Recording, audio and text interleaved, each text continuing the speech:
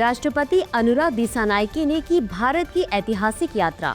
भारत श्रीलंका संबंधों को लेकर किए कई अहम फैसले। दोनों देशों ने पर्यटन, शिक्षा और संस्कृति में सहयोग बढ़ाने पर की चर्चा।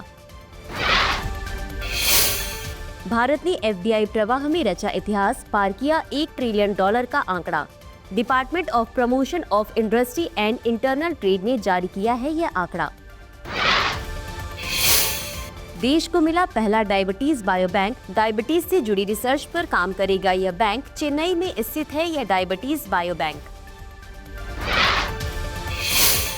आईएसए को मिला एक और नया सदस्य। मोल्डोवा ने ली आईएसए की सदस्यता।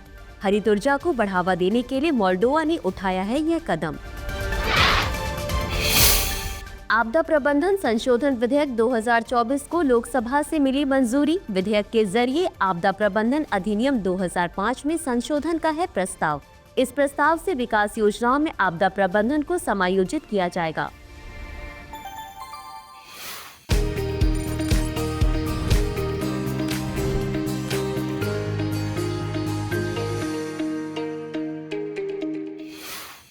बीते दिनों श्रीलंका के राष्ट्रपति अनुराग दिसानायके ने भारत की आधिकारिक यात्रा की। उनकी यह यात्रा कई मायनों में अहम है। दरअसल हाल ही में श्रीलंका में हुए राष्ट्रपति चुनाव में अनुराग दिसानायके को जीत मिली है और वे राष्ट्रपति के पद पर काबिज हुए हैं। श्रीलंका के राष्ट्रपति बनने के बाद यह उनकी पहली विदेश यात्रा है। इस दौरान उन्होंने प्रधानमंत्री मोदी से मुलाकात की और भारत श्रीलंका के संबंधों को लेकर बेहद अहम बात कही। उनके मुताबिक श्रीलंका की जमीन का उपयोग भारत के खिलाफ होने वाली किसी भी गतिविधि के लिए नहीं किया जाएगा। बता दें कि अनुराग कुमारा दिसानायके वामपंथी यानी लेफ्ट विंग के नेता है। वहीं भारत की वर्तमान सरकार दक्षिणपंथी विचारधारा यानी राइट विंग की तरफ झुकाव वाली मानी जाती है। इसके चलते जब चुनाव में उनकी जीत हुई तो माना जा रहा था कि उनका झुकाव भारत की बजाय चीन की तरफ ज्यादा होगा। लेकिन सितंबर में राष्ट्रपति का पदभार ग्रहण करके और दिसंबर में ही भारत की यात्रा से यह साबित हुआ कि दोनों देशों के रिश्तों पर विचारधाराओं का प्रभाव नहीं पड़ेगा। उन्होंने बिहार स्थित बोधगया की यात्रा भी की। इसके अलावा दोनों देशों ने अवॉइडिंग डबल टैक्सेशन और कैपेसिटी बिल्डिंग को लेकर समझौते पर भी हस्ताक्षर किए। इसके साथ ही उन्होंने शामपुर सौर ऊर्जा परियोजना, श्रीलंका के भीतर रेलवे कनेक्टिविटी, दोनों देशों के बीच फेरी और उड़ान सेवाओं आदि जैसे मुद्दों पर बात की। साथ ही मछुआरों के मुद्दों का टिकाऊ समाधान खोजने पर भी जोर दिया। वहीं दोनों देश में पर्यटन के लिए रामायण सर्किट और बौद्ध सर्किट पर भी चर्चा की गई। जानकारी के लिए बता दें कि भारत के पर्यटन मंत्रालय ने स्वदेश दर्शन स्कीम के तहत एक रामायण सर्किट तैयार किया है। ऐसे ही महात्मा बुद्ध के जीवन से जुड़े प्रमुख स्थलों को लेकर बौद्ध सर्किट भी तैयार किया गया है। रामायण सर्किट का उद्देश्य भगवान श्री राम के जीवन से जुड़े महत्वपूर्ण स्थलों को पर्यटन के माध्यम से विकसित करना है। हाल ही में ब्रिटेन ट्रांस पैसिफिक व्यापार समझौते का 12वां सदस्य बना। इस व्यापार समझौते में ब्रिटेन, जापान, ऑस्ट्रेलिया, कनाडा और 8 अन्य देशों के साथ शामिल हो गया। इसके 8 अन्य देशों में Brunei, Chile, Japan, Malaysia, New Zealand, Peru, Singapore और वियतनाम शामिल हैं। गौरतलब है कि ब्रिटेन का यह कदम इस क्षेत्र में संबंधों को और अधिक मजबूत करते हुए वैश्विक व्यापार संबंधों को आगे बढ़ाना है। दरअसल ब्रिटेन ने पिछले वर्ष घोषणा की थी कि यह ब्रेक्सिट के बाद अपने सबसे बड़े व्यापार समझौते CPTPP में शामिल होगा। वहीं अब इस विलय से ब्रिटेन उन 11 मौजूदा सदस्यों के साथ CPTPP व्यापार नियमों को लागू कर सकेगा और टैरिफ कम कर सकेगा। जानकारी के लिए बता दें कि CPTPP का पूरा नाम ट्रांस पैसिफिक पार्टनरशिप के लिए व्यापक और प्रगतिशील समझौता है। इसकी शुरुआत ट्रांस पैसिफिक पार्टनरशिप के रूप में हुई थी, जो एक अमेरिकी नेतृत्व वाला एक व्यापार समझौता था। वर्ष 2017 में अमेरिका के हटने के बाद इसका नाम बदलकर CPTPP कर दिया गया। इसका मकसद देशों के बीच व्यापार को बढ़ावा देना है। इसके लिए टैरिफ कम किए जाते हैं और सीमाओं और निवेश के लिए देशों को राजी किया जाता है। इसमें कंपनियों के अधिकार और प्रतिस्पर्धा के नियम भी बनाए जाते हैं। हाल ही में मोल्डोवा ने अंतर्राष्ट्रीय सौर गठबंधन यानी ISA की सदस्यता ग्रहण की। बता दें कि भारतीय विदेश मंत्री S जयशंकर और मोल्डोवा के उप प्रधानमंत्री मिहाई पोप्सोई के बीच मोल्डोवा की सदस्यता संबंधी समझौते पर हस्ताक्षर किए गए। मोल्डोवा का यह निर्णय उसकी अक्षय ऊर्जा को बढ़ावा देने और ऊर्जा क्षेत्र में सहयोग को प्रोत्साहित करने की प्रतिबद्धता को दर्शाता है। गौरतलब है कि अंतर्राष्ट्रीय सौर गठबंधन एक अंतर सरकारी संगठन है जिसे नवंबर 2015 में भारत द्वारा स्थापित किया गया था। इसकी घोषणा 2015 में पेरिस में आयोजित UNFCCC COP21 के दौरान की गई थी। यह भारत और फ्रांस के बीच एक सहयोगात्मक पहल है। इसका मुख्यालय भारत के गुरुग्राम में स्थित है। उल्लेखनीय है कि अभी तक 120 देश इसके फ्रेमवर्क समझौते पर हस्ताक्षर कर चुके हैं। इनमें से 104 देश इसकी अभिपुष्टि करने के पश्चात इसके पूर्ण सदस्य बन गए हैं। इस संगठन का उद्देश्य सौर ऊर्जा के प्रयोग को बढ़ावा देना है, खासकर उन देशों में जहां वर्ष भर सूर्य का प्रकाश पर्याप्त मात्रा में पहुंचता है। बता दें कि अंतर्राष्ट्रीय सौर गठबंधन का लक्ष्य वर्ष 2030 तक सौर ऊर्जा के बड़े पैमाने पर उपयोग के लिए आवश्यक 1000 बिलियन अमेरिकी डॉलर का निवेश जुटाना है। हाल ही में इजराइल की कैबिनेट ने एक विवादास्पद निर्णय लिया है। इजरायली कैबिनेट ने गोलन हाइट्स में यहूदी बस्तियों की संख्या दोगुनी करने का प्रस्ताव पारित किया है। इस योजना के क्रियान्वयन के लिए 40 मिलियन इजरायली न्यू शेकल यानी लगभग 11 मिलियन डॉलर का बजट तय किया गया है। यह धनराशि शिक्षा, नवीकरणीय ऊर्जा, छात्रगाहों की स्थापना तथा नए निवासियों को शामिल करने की योजना पर खर्च की जाएगी। बता दें कि इस योजना को इजरायल के प्रधानमंत्री बेंजामिन नेतन्याहू का भी समर्थन प्राप्त है। इसे गोलन क्षेत्र में इजरायली शासन को मजबूत करने के प्रयास के रूप में देखा जा रहा है। हालांकि इजरायल का यह कदम इजरायल और सीरिया के बीच तनाव को और बढ़ा सकता है। बता दें कि गोलन हाइट्स इजरायल और सीरिया के बीच स्थित है और दोनों देश इस क्षेत्र पर अपना अधिकार समझते हैं। उल्लेखनीय है कि इजरायल ने वर्ष 1967 में सीरिया अधिकृत गोलन क्षेत्र पर विजय प्राप्त की और 1981 में इस पर कब्जा कर लिया था। हालांकि दुनिया के अधिकांश देश इस क्षेत्र पर इजरायल के नियंत्रण को मान्यता नहीं देते हैं।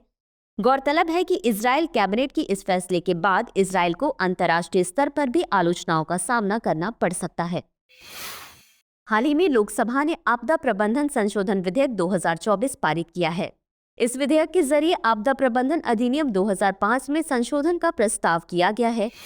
इसका मकसद 15वें वित्त आयोग की सिफारिशों के अनुरूप विकास योजनाओं में आपदा प्रबंधन को शामिल करना है। बता दें कि इस विधेयक के तहत राष्ट्रीय आपदा प्रबंधन प्राधिकरण और राज्य आपदा प्रबंधन प्राधिकरण को आपदा योजना बनाने का अधिकार दिया गया है।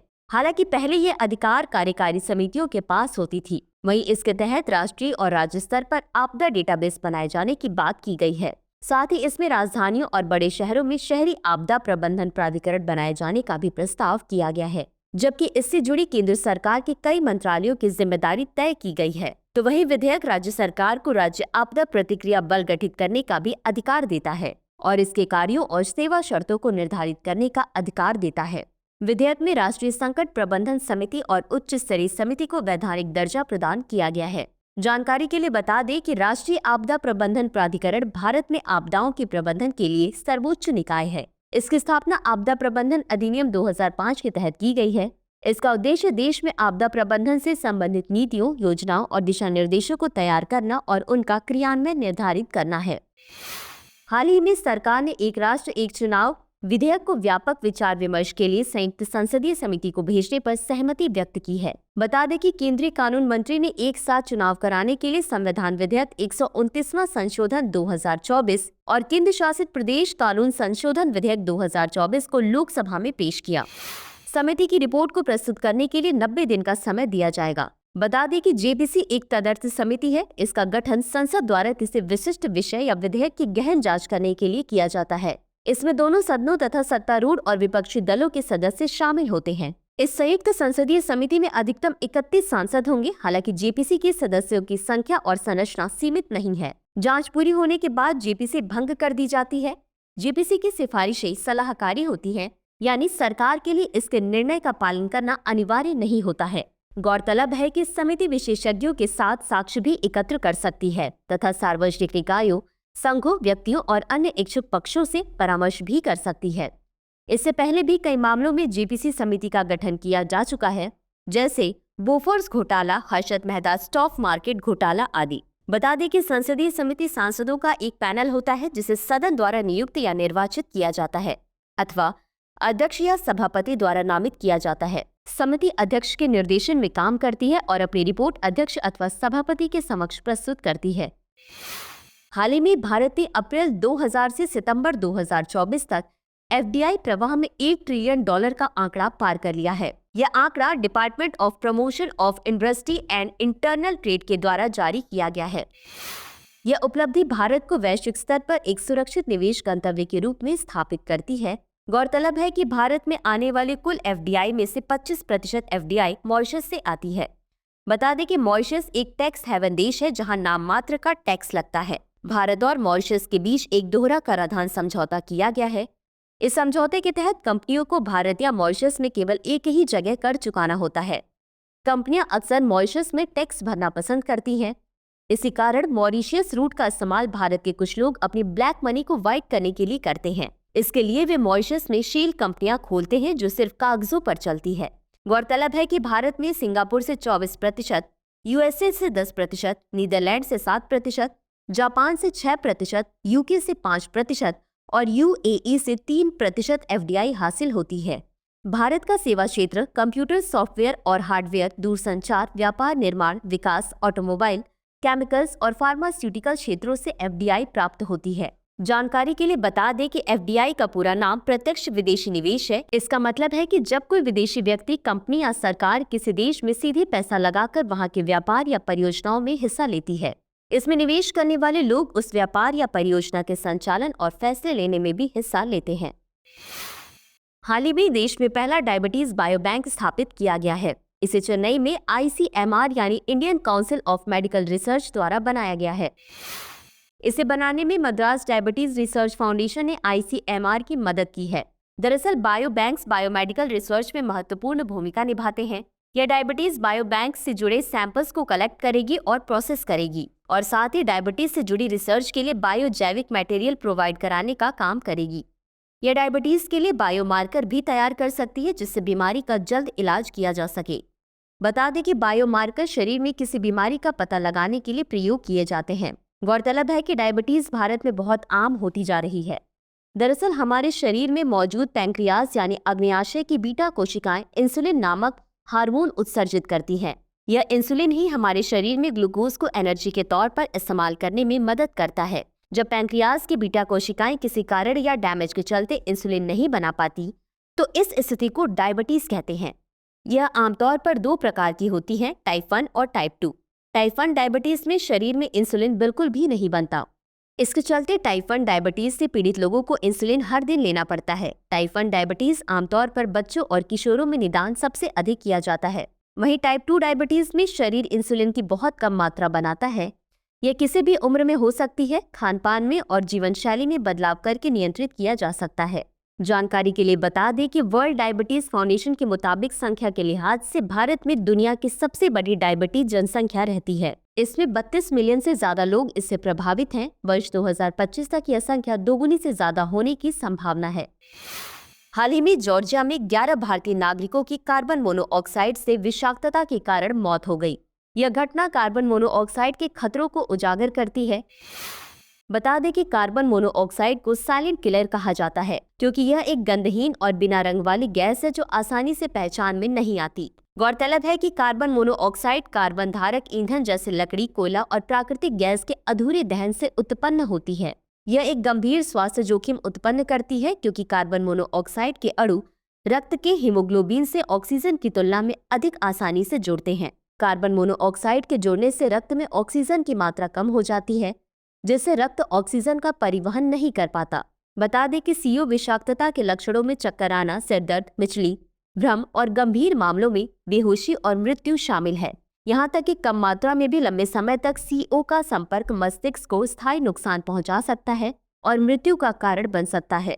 कार्बन मोनोऑक्साइड विषाक्तता खासकर इसलिए खतरनाक होती है क्योंकि इसे विशेष उपकरणों के बिना पहचानना मुश्किल होता है।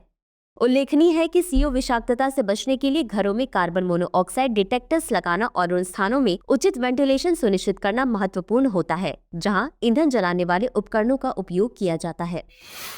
हाल ही में झारखंड की बिरहोर जनजाति के लोगों ने पहली बार बाल विवाह के खिलाफ आंदोलन में भाग लिया। बिरहोर समाज में यह एक महत्वपूर्ण कदम है क्योंकि अब तक इस समुदाय में बाल विवाह की प्रथा प्रचलित थी। बता दें कि बाल विवाह एक सामाजिक बुराई है जिसमें बच्चों को उम्र से पहले विवाह के बंधन में बांध दिया जाता है। यह बच्चों के स्वास्थ्य, मानसिक विकास और शिक्षा पर नकारात्मक प्रभाव डालता है। गौरतलब है कि बिरहोर जनजाति एक आदिवासी समुदाय है जो मुख्य रूप से झारखंड, ओडिशा और छत्तीसगढ़ के कुछ हिस्सों में निवास करता है। इस समुदाय की अपनी संस्कृति और परंपराएं हैं। बिरहोर समुदाय मुख्य रूप से जंगलों और पहाड़ियों के आसपास बसे हुए हैं। यह समुदाय अपने पारंपरिक शिकार, संग्रहण और कृषि कार्यों के लिए जाना जाता है। उल्लेखनीय है कि बिरहोर शब्द का अर्थ होता है जंगलों में रहने वाला और इस जनजाति के लोग जंगलों से ही अपनी अधिकांश आजीविका प्राप्त करते हैं। बिरहोर जनजाति के लोगों की भाषा बिरहोरी है, जो एक मुंडा भाषा परिवार से संबंधित है।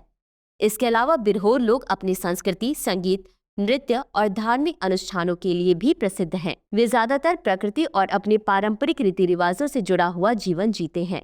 तो आइए अब खबरों से जुड़े 5 सवालों पर डालते हैं एक नजर। अंतर्राष्ट्रीय सौर गठबंधन के संदर्भ में निम्नलिखित कथनों पर विचार कीजिए। 1. यह एक अंतर सरकारी संगठन है। 2. इसकी घोषणा 2015 में पेरिस में COP21 के दौरान की गई थी। 3. भारत इसका सदस्य देश नहीं है। उपर्युक्त में से कितने कथन सही है या सही हैं? A केवल 1, B केवल 2, C सभी 3, D इनमें से कोई नहीं। अगला प्रश्न है, आपदा प्रबंधन संशोधन विधेयक 2024 के संदर्भ में निम्नलिखित कथनों पर विचार कीजिए। 1. हाल ही में इसे लोकसभा से मंजूरी मिली है। 2. इसके द्वारा आपदा प्रबंधन अधिनियम 2005 में संशोधन किया जाएगा। 3. इसके तहत NDMA और SDMAs को आपदा प्रबंधन के लिए योजना बनाने का अधिकार होगा। उपर्युक्त में से कितने कथन सही है या सही हैं? A केवल 1, B केवल 2, C सभी 3, D इनमें से कोई नहीं। अगला प्रश्न है, डायबिटीज बायो बैंक के संदर्भ में निम्नलिखित कथनों पर विचार कीजिए। 1. यह भारत का पहला डायबिटीज बायो बैंक है। 2. इसे Indian council of medical research द्वारा बनाया गया है। 3. यह बेंगलुरु में स्थित है। उपर्युक्त में से कितने कथन गलत है या गलत हैं? A केवल 1, B केवल 2, C सभी 3, D इनमें से कोई नहीं। अगला प्रश्न है, बिरहोर जनजाति के संदर्भ में निम्नलिखित कथनों पर विचार कीजिए। 1. यह जनजाति राजस्थान, ओडिशा और छत्तीसगढ़ के कुछ हिस्सों में पाई जाती है। 2. यह शिकार, संग्रहण और कृषि कार्यों के लिए जानी जाती है। 3. इस समूह के लोग बिरहोरी भाषा बोलते हैं। उपर्युक्त में से कितने कथन सही है या सही हैं? A केवल 1, B केवल 2, C सभी 3, D इनमें से कोई नहीं। अगला प्रश्न है, डायबिटीज के संदर्भ में निम्नलिखित कथनों पर विचार कीजिए। 1. यह एक संक्रामक बीमारी है। 2. यह बीमारी आमतौर पर रक्त में शर्करा की मात्रा अधिक होने पर होती है। 3. इसका पूर्ण इलाज अभी संभव नहीं है। उपर्युक्त में से कितने कथन गलत हैं या गलत हैं? A केवल 1, B केवल 2, C सभी 3, D इनमें से कोई नहीं। चलते चलते डालते हैं कुछ छोटी मगर जरूरी खबरों पर एक नजर। हाल ही में वैज्ञानिकों ने दुनिया की पहली हीरे की बैटरी विकसित की, जो हजारों वर्षों तक उपकरणों को ऊर्जा प्रदान कर सकती है। यूनिवर्सिटी ऑफ ब्रिस्टल और UK एटॉमिक एनर्जी अथॉरिटी के वैज्ञानिकों ने इस बैटरी का विकास किया है। यह बैटरी प्राकृतिक रेडियोधर्मी अपशिष्टों से ऊर्जा उत्पन्न करती है, जो हीरे के क्रिस्टल में समाहित होते हैं। इसकी सबसे बड़ी विशेषता यह है कि यह बिना किसी रिचार्ज के लंबी अवधि तक काम करती है। डायमंड क्रिस्टल में समाहित ऊर्जा के कारण यह बैटरी न केवल दीर्घकालिक होती है, बल्कि पर्यावरण के लिए भी सुरक्षित है। इस बैटरी का उपयोग नैनो मेडिकल डिवाइसों से लेकर अंतरिक्ष मिशनों तक किया जा सकता है। केरल स्थित वर्कला क्लिफ धीरे धीरे नष्ट हो रहा है। राष्ट्रीय हरित अधिकरण यानी NGT ने भारतीय भूवैज्ञानिक सर्वेक्षण और अन्य संबंधित प्राधिकरणों से इस संबंध में तत्काल स्थिति रिपोर्ट मांगी है। बता दें कि वर्कला क्लिफ न केवल ऐतिहासिक दृष्टि से महत्वपूर्ण है, बल्कि पर्यटकों के लिए भी आकर्षण का केंद्र है। हाल ही में तटीय क्षरण और मानवीय हस्तक्षेप के कारण इस स्थल का क्षरण बढ़ गया है। समुद्र तटों पर निर्माण गतिविधियों, जलवायु परिवर्तन और बिना नियंत्रण के पर्यटन के कारण इसका प्राकृतिक संतुलन बिगड़ रहा है। विशेषज्ञों का मानना है कि यदि तत्काल कदम नहीं उठाए गए तो यह सांस्कृतिक धरोहर स्थायी रूप से खो सकती है। हाल ही में राजस्थान के माउंट आबू में पहली बार लिटिल बंटिंग नामक पक्षी को देखा गया। नेचर कंजर्वेशन फाउंडेशन के वैज्ञानिकों के अनुसार यह राजस्थान में लिटिल बंटिंग का पहला रिकॉर्ड किया गया दृश्य है। पक्षी वैज्ञानिकों का मानना है कि यह जलवायु परिवर्तन के कारण हो सकता है, क्योंकि ये पक्षी अत्यधिक ठंडी परिस्थितियों से बचते हैं। बता दें कि लिटिल बंटिंग और स्पैरो परिवार का एक छोटा पक्षी है, जो सामान्यतः कृषि क्षेत्रों में रहता है और अनाज खाना पसंद करता है। ये प्रवासी पक्षी उत्तर भारत, दक्षिण चीन और दक्षिण पूर्व एशिया के उत्तरी भागों के उपोष्णकटिबंधीय क्षेत्रों में देखे जाते हैं। हाल ही में साहित्य अकादमी पुरस्कार 2024 की घोषणा की गई। बता दें कि साहित्य अकादमी ने अभी 21 भारतीय भाषाओं के लिए पुरस्कारों की घोषणा की है। बांग्ला, डोगरी और उर्दू के लिए बाद में पुरस्कारों की घोषणा की जाएगी। हिंदी के लिए कवयित्री गगन गिल को इस पुरस्कार के लिए चुना गया है। उन्हें यह पुरस्कार मैं जब तक आई बाहर के लिए दिया जाएगा। बता दें कि यह पुरस्कार भारत का एक साहित्यिक सम्मान है जो साहित्य अकादमी द्वारा प्रतिवर्ष प्रदान किया जाता है। यह पुरस्कार संविधान के 8वीं अनुसूची में शामिल 22 भाषाओं और राजस्थानी व अंग्रेजी भाषा में उत्कृष्ट साहित्य रचना करने के लिए प्रदान किया जाता है।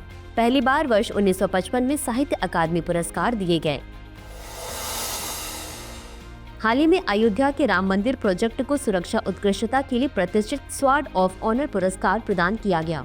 बता दें कि यह सम्मान ब्रिटेन के ब्रिटिश सेफ्टी काउंसिल द्वारा दिया जाता है जो वैश्विक स्तर पर सुरक्षा मानकों में उत्कृष्टता को पहचानता है। इस पुरस्कार के लिए केवल उन्हीं संस्थानों का चयन किया जाता है जो सुरक्षा प्रबंधन में उच्चतम मानकों को पूरा करते हैं। राम मंदिर प्रोजेक्ट ने अपनी निर्माण प्रक्रिया में सुरक्षा मानकों और श्रमिकों के कल्याण को प्राथमिकता दी, जिससे यह प्रतिष्ठित पुरस्कार प्राप्त हुआ। यह प्रोजेक्ट न केवल धार्मिक और सांस्कृतिक महत्व का है बल्कि निर्माण के दौरान अपनाए गए नवीन सुरक्षा उपायों के लिए भी सराहा गया है। हाल ही में प्रसिद्ध तबला वादक जाकिर हुसैन का 73 वर्ष की आयु में निधन हो गया। उनकी मृत्यु की वजह इडियोपैथिक पल्मोनरी फाइब्रोसिस नामक एक पुरानी फेफड़ों की बीमारी को बताया जा रहा है। वे प्रसिद्ध तबला वादक उस्ताद अल्लाह रखा के बेटे थे और उन्होंने भारतीय शास्त्रीय संगीत को अंतर्राष्ट्रीय मंच पर पहचान दिलाई। उन्हें कई प्रतिष्ठित पुरस्कार, पद्म विभूषण और ग्रैमी अवार्ड से सम्मानित किया गया था। उनके भारतीय शास्त्रीय संगीत और तबला वादन में योगदान को विश्व भर में सराहा जाता है। हाल ही में रूस ने कैंसर के इलाज के लिए mRNA आधारित वैक्सीन विकसित की है। यह वैक्सीन 2025 की शुरुआत में रूस के नागरिकों को मुफ्त में उपलब्ध कराई जाएगी। इस वैक्सीन की एक डोज की लागत लगभग 3 लाख रुपए यानी करीब 2,869 अमेरिकी डॉलर होगी। इसके प्रारंभिक परीक्षणों में पाया गया है कि यह ट्यूमर के विकास और मेटास्टेसिस को रोकने में सफल रही है। साथ ही वैक्सीन मानव शरीर की कोशिकाओं को कैंसर कोशिकाओं से जुड़े विशिष्ट प्रोटीन बनाने के लिए निर्देशित करती है। यह प्रतिरक्षा प्रणाली को इन कैंसर कोशिकाओं को पहचानने और नष्ट करने के लिए प्रेरित करती है। हाल ही में गंगा नदी डॉल्फिन को पहली बार टैगिंग किया गया। यह पहल असम में पर्यावरण, वन और जलवायु परिवर्तन मंत्रालय के तहत की गई है। बता दें कि यह कदम प्रोजेक्ट डॉल्फिन के तहत उठाया गया है जो प्रधानमंत्री नरेंद्र मोदी के नेतृत्व में चलाया जा रहा है। इसका उद्देश्य गंगा नदी डॉल्फिन के संरक्षण को बढ़ावा देना है और साथ ही उनकी गतिविधियों को समझना है। गौरतलब है कि गंगा नदी डॉल्फिन को भारत का राष्ट्रीय जल जीव माना जाता है और यह पारिस्थितिकी तंत्र का एक महत्वपूर्ण हिस्सा है।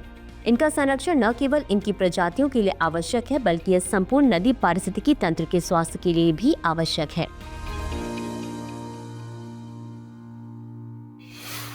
प्रिय व्यूअर्स, हमारी टीम कोशिश करती है कि आपको दी गई खबरों में एक भी गलती ना हो, लेकिन यदि किसी सोर्स या ह्यूमन एरर की वजह से ऐसी गलती हो जाती है तो इस वीडियो के कमेंट बॉक्स में उस गलती को सुधार कर पिन कर दिया जाता है। यह आपको कमेंट बॉक्स में सबसे ऊपर दिखाई देता है।